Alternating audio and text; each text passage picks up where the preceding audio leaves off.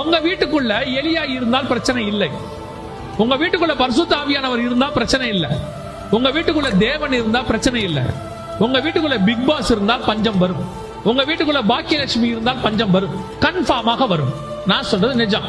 தேவன் இருந்தா தேவ பிரசன்னம், சீரியல் இருந்தா சீரியல் பிரசன்னம். தேவன் இருந்தா ஆசீர்வாதம், சீரியல் இருந்தா சாபம். அவ்வளவுதானே. குடும்பமே உட்காந்து டிவி பார்த்துட்டு அப்புறம் சர்ச்சைக்கு வரும்போது சோத்திரம் பண்ணிட்டு கர்த்தர் எங்களை பாதுகாப்பார் மாட்டார். எப்படி பாதுகாப்பார்?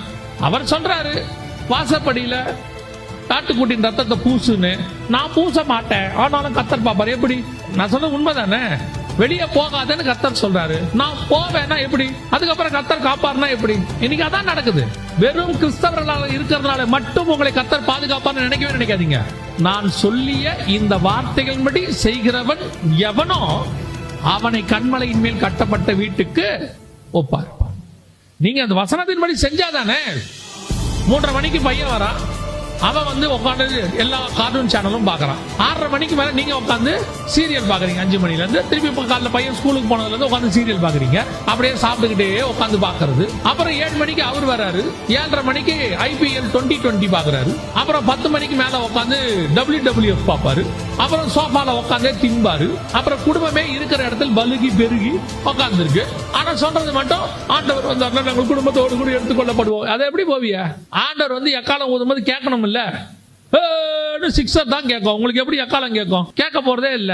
அந்த பையன் காதுல ஹெட்போனை போட்டுட்டு வீடியோ கேம்ஸ் விளையாடி இருக்கான். டும்மு டும்மு டும்மு டும்னு வெடிச்சுக்கிட்டு இருக்கான். எப்படி எக்காலம் கேட்கும்? எப்படி குடும்பம் போகும்? வீட்டுல இந்த வயசான அம்மா கொஞ்சம் பேர் இருப்பாங்க.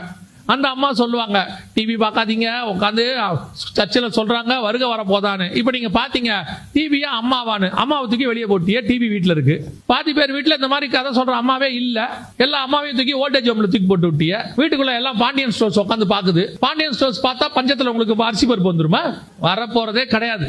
கிறிஸ்தவங்க தான் இன்னைக்கு கண்டிப்பாக நல்லா தெரிஞ்சுக்கணுங்க. வருக உலகத்துக்கு வரல, யாருக்கு வரப்போகுது? கிறிஸ்தவங்க சபைக்கு வரப்போகுது. அப்ப சபை பரலோகத்துக்கு போகணும்னா சபை ரெடியா இருக்கணும் இல்ல. யாவனும் சொல்லி வச்சுட்டான் உங்களுக்கு தசமாங்காணிக்க கொடுத்தா பரலோகத்தில் சேர்த்துப்பேன். அதெல்லாம் காசு கொடுத்தெல்லாம் சேர்த்துக்க மாட்டாரு. சந்தா கட்டிட்டா பரலோகத்துக்கு போயிடலாம், தசமாங்காணிக்க கொடுத்தா பரலோகத்துக்கு போயிடலாம். ஒருத்தன் சொல்றான் எங்க ஊழியத்துக்கு கொடுத்துட்டீங்கன்னா பரலோகத்துல உங்க பேரை புக்ல எழுதுறதுக்கு நான் ரெக்கமெண்ட். அவன் பேரே இல்ல, இவன் என்ன கொண்டு போய் நம்ம பேரை எழுதுறது? நல்லா தெரிஞ்சுக்கொள்ளுங்க. ஒரு பக்கம் உங்களை ஏமாத்தக்கூடியதான கள்ள போதகர்களும் கள்ள தீர்க்கதரிசிகளும், இன்னொரு பக்கம் மந்தையை தப்ப விடாத ஓநாய்கள். நீங்க தான் உங்கள் வருகையை உறுதிப்படுத்திக் கொள்ள வேண்டும். வருகையில போறத பத்தி இல்லைன்னா கஷ்டம், ரொம்ப கஷ்டம்.